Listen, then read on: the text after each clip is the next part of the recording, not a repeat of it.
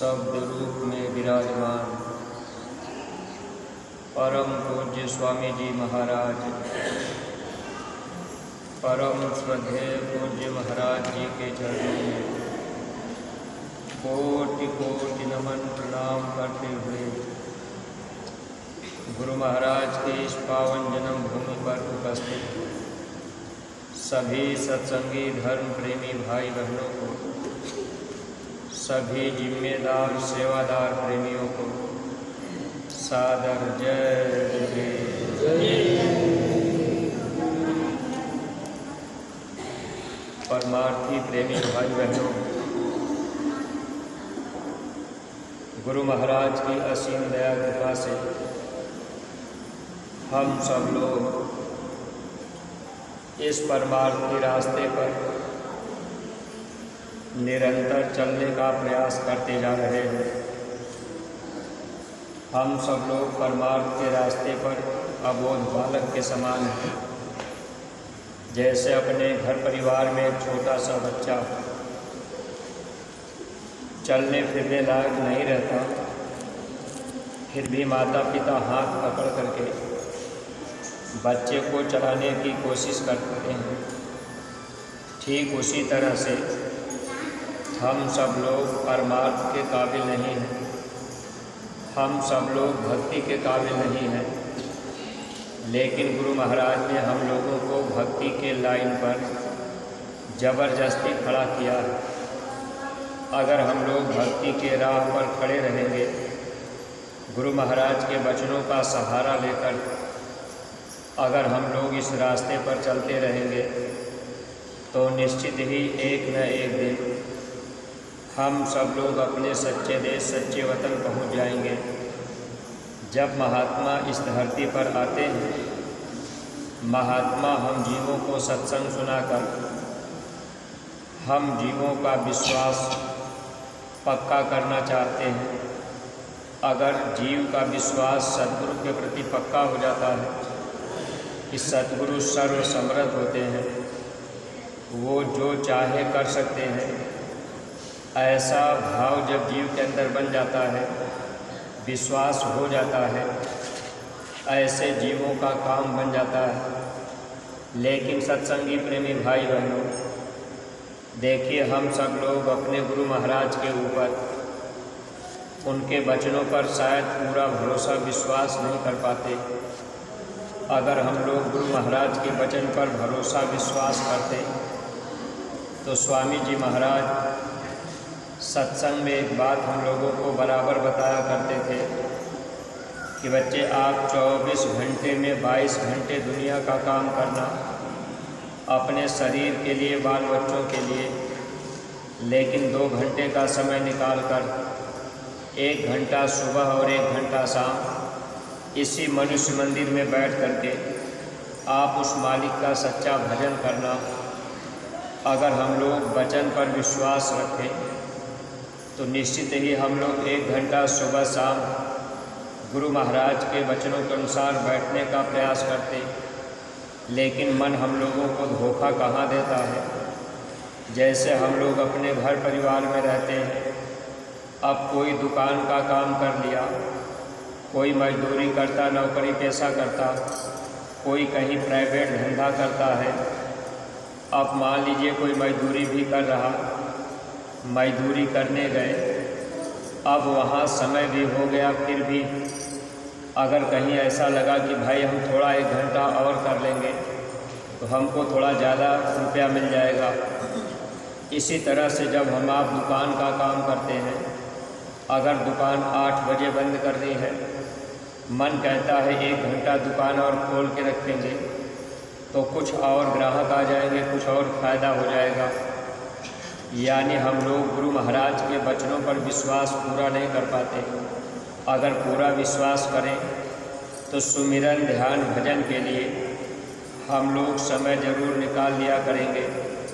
अगर 1 घंटा पहले भी दुकान बंद कर लेंगे, तब भी गुरु महाराज के वचनों के अनुसार जो हम लोगों को मिलना है वो मिल जाता है। स्वामी जी महाराज ये बात बराबर समझाया करते थे, जो आपके प्रारब्ध में है उतना आपको मिल जाएगा। गुरु महाराज कहते थे, अगर आपने भाग दौड़ करके ज़्यादा परिश्रम, ज़्यादा मेहनत करके आपने सोचा कि हम थोड़ा ज़्यादा धन कमा लेंगे, तो स्वामी जी महाराज एक बात बताया करते थे, जितना आपके भाग्य में है, प्रारब्ध में है, उतना तो आपके पास रहेगा। बाकी अगर आप बहुत ज़्यादा प्रयास करते हैं, दिन रात भाग दौड़ करके धन इकट्ठा करने में अगर अपना समय लगाते हैं, तो स्वामी जी महाराज कहा करते थे, जितना आपके भाग्य में है उतना तो आपके पास रहेगा। अगर आपने ज़्यादा कमा लिया तो वो धन आपके पास नहीं रहेगा, या उस धन को चोर डकैत बदमाश उठा ले जाए, या वो धन कोई आपसे मांग लिया कि भाई हम आपको दे देंगे, फिर वो आपको वापस नहीं देगा। अगर आपने भाग दौड़ करके ज़्यादा धन कमा लिया, अब आप सोचेंगे ये रहेगा, मेरे काम आएगा। स्वामी जी महाराज कहते थे, ऐसा धन कोर्ट कचहरी में चला जाता है, कहीं मुकदमे में चला गया, या ऐसा धन आपका कोई ले लिया तो नहीं दिया, या बीमारी में चला गया। यानी अगर हम आप अपने प्रारब्ध पर, अपने भाग्य पर विश्वास कर लें और गुरु के वचन को हम आप मान लें, दुनिया के काम काज में से समय निकाल कर जो सद्गुरु का हुक्म आदेश होता है कि 1 घंटा सुबह 1 घंटा शाम इसी मनुष्य मंदिर में बैठकर अगर हम लोग सुमिरन ध्यान भजन करें, तो इससे हम लोगों को लोक का भी सुख मिलेगा और परलोक का भी सुख मिल जाएगा। लेकिन अब हम लोग करते क्या हैं, समय अपना ज़्यादा संसार में दे देते हैं। अब उधर दुकान में, दफ्तर में, मजदूरी में समय दे दिए, सुमिरन ध्यान भजन का समय नहीं बचा। सुबह हुआ फिर हम आप जल्दी से दुकान में चले गए, फिर सुमिरन ध्यान भजन नहीं कर पाए। तो इस तरह से हम जीवों का ही नुकसान होता है, यानी हम लोग सद्गुरु के ऊपर विश्वास नहीं कर पाते। हालांकि महात्मा कभी झूठ नहीं बोलते। गुरु महाराज जो कहते थे कि आपके भाग्य में जितना होगा उतना आपके पास रहेगा, ज़्यादा धन आपने कमाया तो रहेगा नहीं, कहीं ना कहीं चला जाएगा। एक बार स्वामी जी महाराज सत्संग में सुना रहे थे कि अगर आपसे कोई धन मांगता है तो आपने उसको दे भी दिया, अगर आपने सत्संगी समझ के दिया कि भाई ये सत्संगी हैं, अगर आपसे कोई 10, 20, 50 हज़ार मांग लिया कि भाई हम आपको 4 महीना बाद दे देंगे, तो गुरु महाराज ये बात कहा करते थे कि आप अगर उसको धन दे रहे हैं तो ये समझ के देना कि वो मिलेगा नहीं। यानी सत्संगी होने के बावजूद भी गुरु महाराज ने कहा कि ये समझ के देना कि वो मिलेगा नहीं। मिल जाए वो बात अलग है, लेकिन ज़्यादातर आज के समय में अक्सर ऐसा होने लगा, लोगों के अंदर चोरी, ठगी, बेईमानी ये चीज़ धीरे धीरे घुस गई। महात्मा इसी चीज़ को निकालने का प्रयास करते हैं। कभी कभी मन में ये होता है कि हम किसी से ठग लेंगे या किसी का लेकर के बेईमानी कर लिए, जानबूझ करके अगर हम आप बेईमानी कर लिए, धोखा दे दिए, तो एक तरह से हम लोगों का ही नुकसान होता है। लेकिन वक्त पर हम आप इस बात को समझ नहीं पाते। तो महात्मा जब भी इस संसार में आए, हम जीवों को हर तरह से समझाने का प्रयास किए कि ताकि जीव सद्गुरु के ऊपर भरोसा और विश्वास करें। अगर पूरा विश्वास हो जाए तब तो हम जीवों का काम बन जाए। लेकिन देखिए अपना ये मन कितना धोखा देता रहता है। हम लोग अपना समय इधर उधर काम काज में ज़्यादा दे देते हैं। आप सोचते हैं कि भाई ये हम नहीं करेंगे तो कैसे होगा। जैसे मान लीजिए गुरु महाराज के इस पावन जन्मभूमि पर जो भी सेवादार प्रेमी भाई बहन अपने घर के काम काज को रोक करके, बहुत से राजगीर मिस्त्री अब आप अपना काम छोड़ करके कि भाई हम चल करके वहाँ 10 दिन 15 दिन सेवा कर लेंगे, तो ऐसा विश्वास सबके अंदर नहीं हो पाता। बहुत से राजगीर मिस्त्री ऐसे भी हैं जिनसे बातचीत की जाती है तो कहते हैं कि भैया हमने काम पकड़ा है इसलिए हम सेवा में नहीं आ पाएंगे। अब अगर आप गांव घर में काम कर रहे तो वहाँ आपको थोड़ा बहुत पैसा मिल रहा, तो ये मन कहता है भाई हमने काम पकड़ा है, हम कैसे छोड़ दें। वहाँ सेवा में जाएंगे तो वहाँ तो कुछ मिलेगा नहीं। सच्ची चीज़ को हम आप छोड़ देते हैं। जहाँ हम लोगों का लाभ होता है वहाँ हम आप समय नहीं दे पाते हैं। लेकिन प्रेमी भाई बहनों, ऐसे समय में जब सद्गुरु मिल जाए तो पूरा भरोसा रखना चाहिए। जितना अपने प्रारब्ध में होगा, 10 दिन के लिए, 15 दिन के लिए आप अपना काम काज छोड़ करके सेवा में चले आए। अब इससे अगर आप 10 दिन अपने घर पे रहते तो मान लीजिए एक दिन में अगर राजगीर मिस्त्री 500 रुपया कमाते तो आप 10 दिन में 5000 रुपया कमा लेते। लेकिन सद्गुरु के दरबार में आपने 10 दिन जो सेवा कर दिया, ये कितनी बड़ी सेवा हो गई, इसकी तुलना नहीं की जा सकती।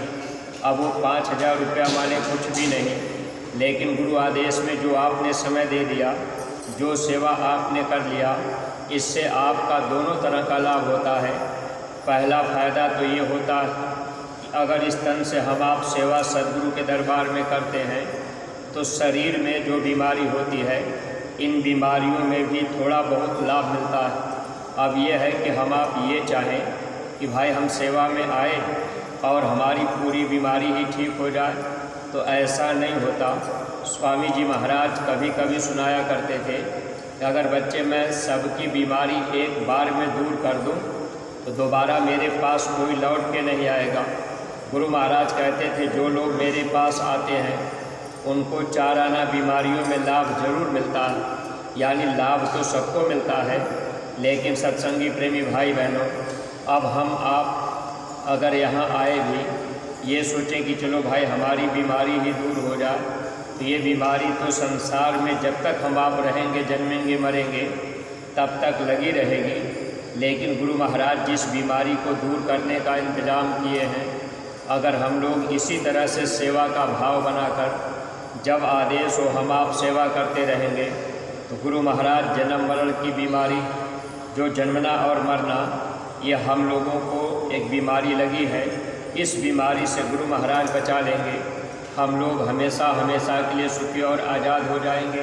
तो जब सद्गुरु पर भरोसा हो जाता है, विश्वास हो जाता है, जब अपने पर भरोसा विश्वास हो गया, जब ये विश्वास हो गया कि हमारे प्रारब्ध में जितना लिखा है उतना मिलेगा, 10 दिन घर परिवार छोड़ करके हम आप चले आए, लेकिन यहाँ कुछ भी नहीं, आने के बाद आपका 10 दिन में कुछ नुकसान नहीं होता। देखिए, हम जब शुरू में गुरु महाराज के पास आए, उस समय स्वामी जी महाराज का पहला सत्संग मथुरा में सुने थे। दोबारा फिर होली के कार्यक्रम में आना हुआ। मन बड़ा धोखा दे रहा था कि हम जाएंगे तो खेती बिगड़ जाएगी, और उस समय आलू की खेती पूरी तैयार थी। आलू कोई चोरी से खोद के उठा ले जाता था। मन यही कहता था कि अगर हम 5 दिन के लिए मथुरा चले जाएंगे, लोग जान जाएंगे कि वो मथुरा गए हैं, तो पूरा कितना आलू खोद ले जाएंगे। लेकिन सत्संगी प्रेमी भाई बहनों, 5 दिन जब तक मथुरा हम रहे, एक भी आलू खेत से नहीं निकाला गया। जिस दिन घर पहुँचे उस दिन फिर चोरी करके आलू लोग खोद के ले गए। तो कहने का मतलब, सद्गुरु हर तरह से हमारी आपकी संभाल करते हैं, हर तरह से हमारी आपकी रक्षा करते हैं। ये है कि जो प्रारब्ध में है उतना तो हमको आपको मिलेगा ही। अगर कोई चोरी करके आपका उठा भी ले गया तो आपका वो कुछ नहीं ले गया। मथुरा में सत्संग हो रहा था और एक सत्संगी पहले बार मथुरा आए थे, नामदान लिए, संजोग से वो स्नान करने गए। अब वो कपड़ा निकाल के रखे, चोर उनके कपड़े को उठा ले गए। उसमें उनके घड़ी और पैसे और कागजात पड़े थे।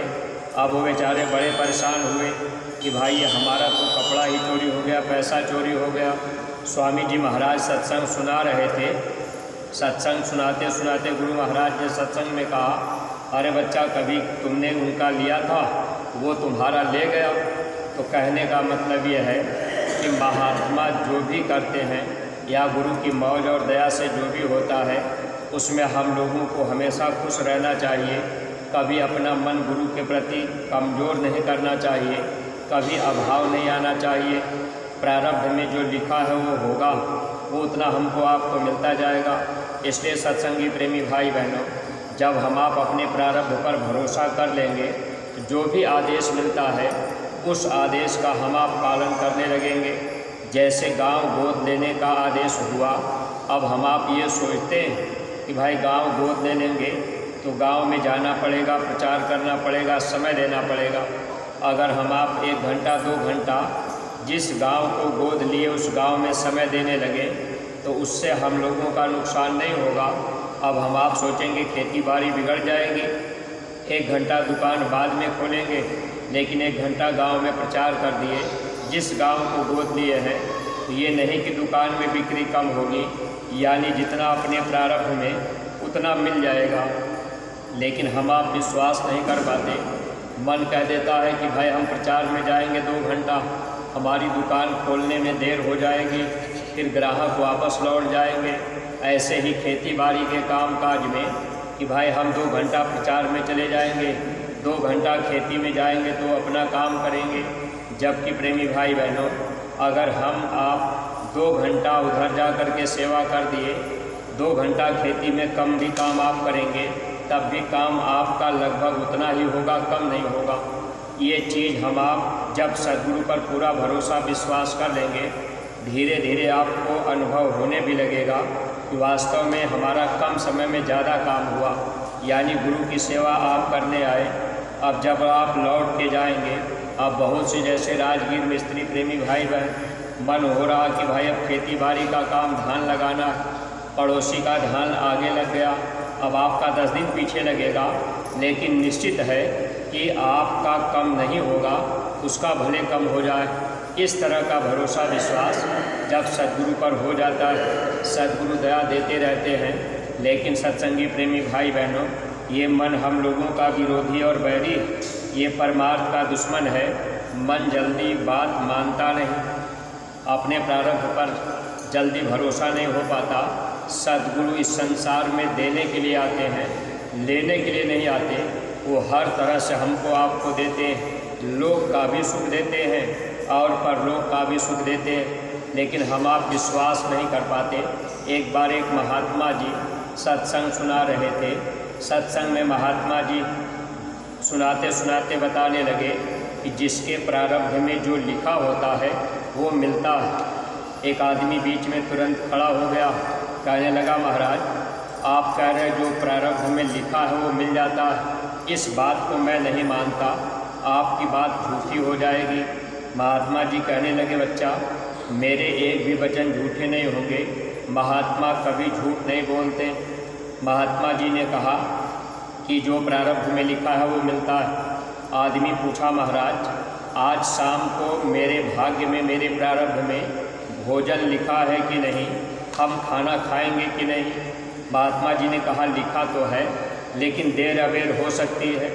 अब वो आदमी बोला, अगर महाराज मैं भोजन न करूं तब तो आपकी बात झूठी हो जाएगी। महात्मा जी कहने लगे कि तुम्हारे भाग्य में लिखा है तो करना ही पड़ेगा, भले देर अबेर हो जाए। अब उसने इरादा बना लिया कि आज हम भोजन नहीं करेंगे और महात्मा की बात हम झूठी साबित कर देंगे।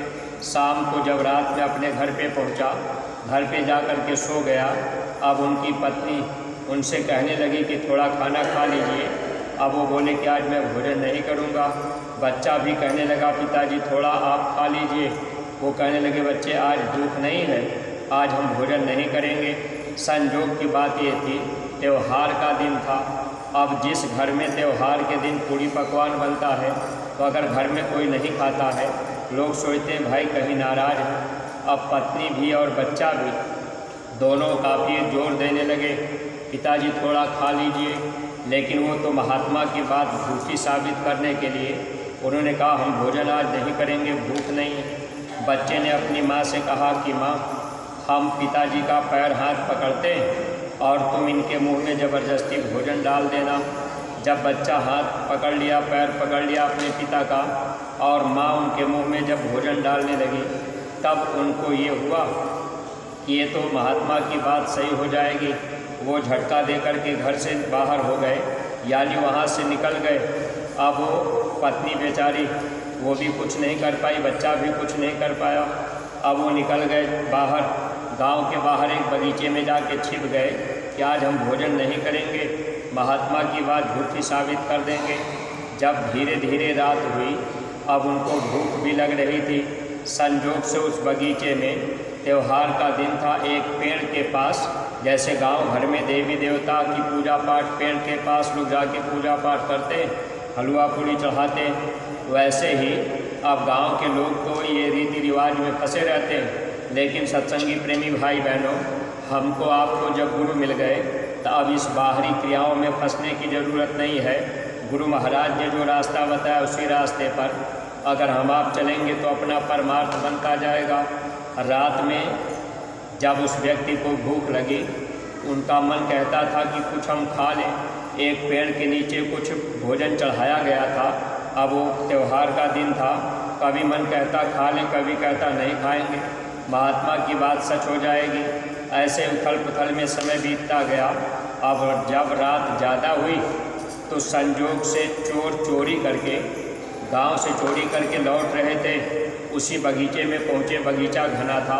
चोरों ने सोचा कि अपना अपना धन हम लोग बांट लेंगे, फिर अपने अपने घर को चलेंगे।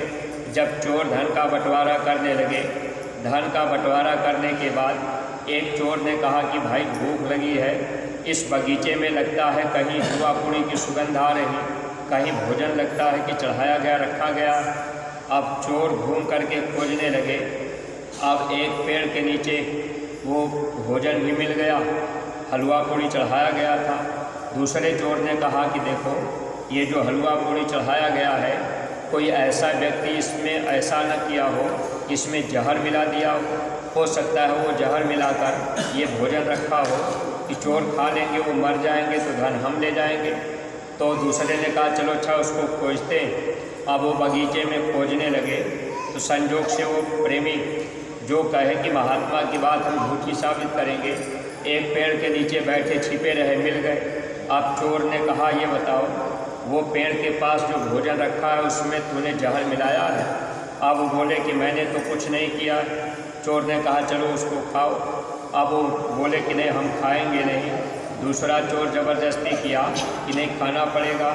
जब वो नहीं खाने के लिए तैयार हुए तो चोर ने एक तमाचा खींच के मारा। मार जब पड़ी तब वो भोजन किए। अब भोजन तो कर लिए। जब सुबह हुआ तो फिर सीधे महात्मा जी के पास गए। कहने लगे महाराज आपकी बात सच निकली, हमको भोजन करना पड़ा, मार भी पड़ी। कहने का मतलब ये कि जब हम आप अपने प्रारब्ध पर भरोसा और विश्वास करेंगे तब तो सद्गुरु के वचनों में हम आप चलते रहेंगे। अब उधर प्रारब्ध में भोजन लिखा था, लेकिन महात्मा की बात झूठी करने की वजह से अब देखिए मार भी पड़ी और भोजन खाना भी पड़ा। इसी तरह से हम आप जब संसार में ज़्यादा फंसाव कर लेते हैं कि भाई ये कर लेंगे हमारे काम आ जाएगा, इसमें कर्म भी बनते जाते हैं। इसलिए गुरु महाराज हम लोगों को जो रास्ता बताए, अगर हम लोग गुरु महाराज के वचन पे विश्वास करें, अपने प्रारब्ध पर विश्वास करें। गुरु महाराज एक बात कहा करते थे कि बच्चे आप अगर मेहनत ईमानदारी की कमाई करोगे, आप झूठ नहीं बोलोगे, तो आप अगर भजन करोगे तो आपके घर में बरकत रहेगी, खाने के लिए, पहनने के लिए, रहने के लिए कमी नहीं होगी। लेकिन सत्संगी प्रेमी भाई बहनों, अगर सत्संग में आकर हम आप मेहनत और ईमानदारी की कमाई नहीं किए तो घर में बरकत नहीं रहेगी।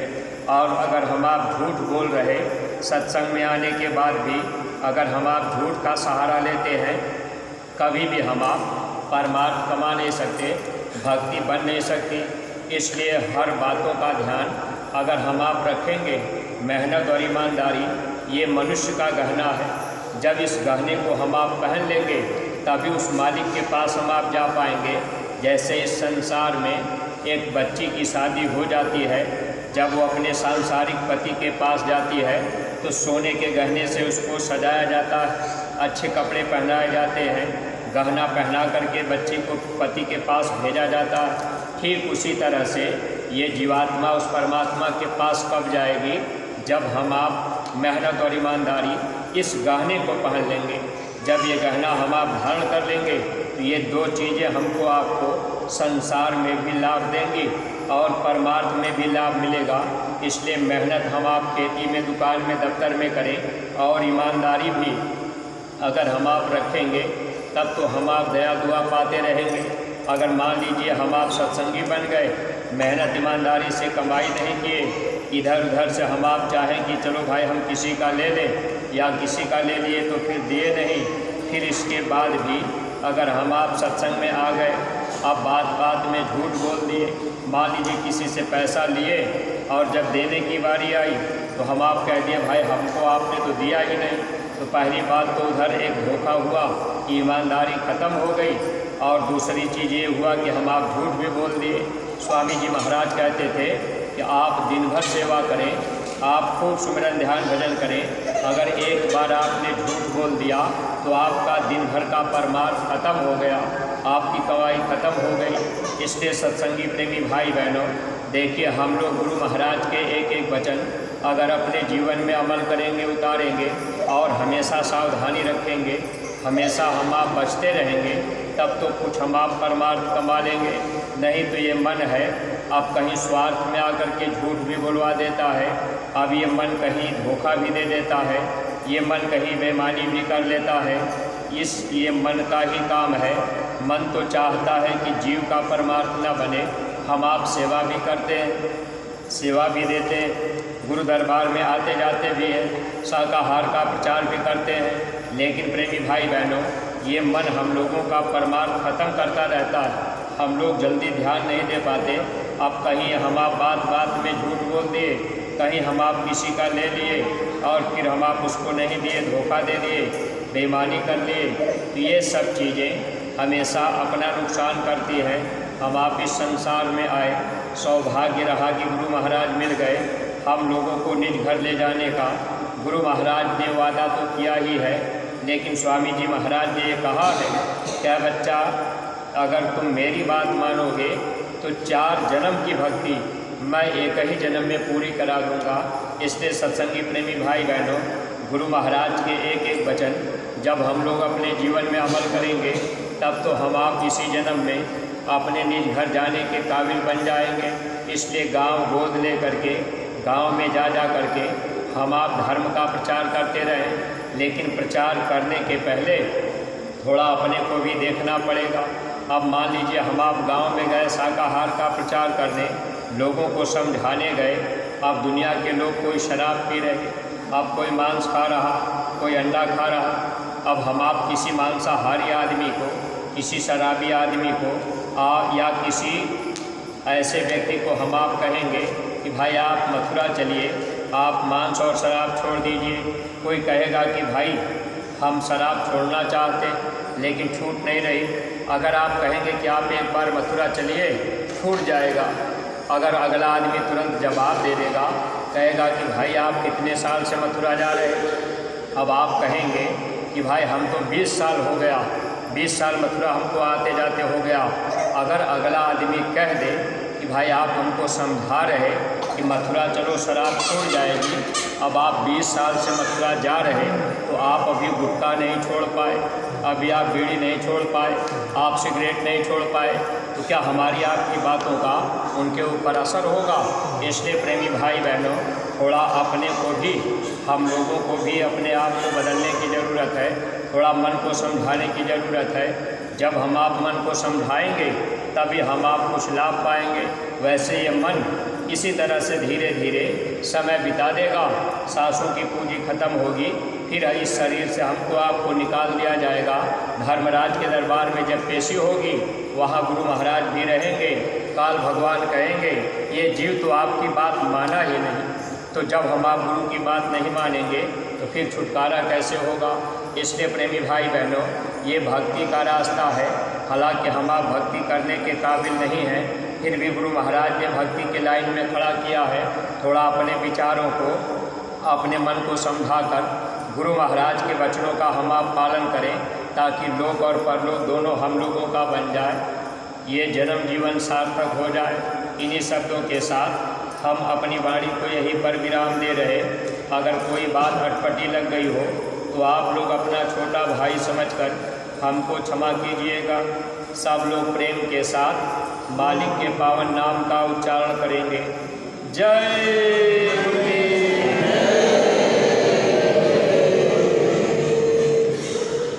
अब सब लोग सामूहिक रूप से आरती प्रार्थना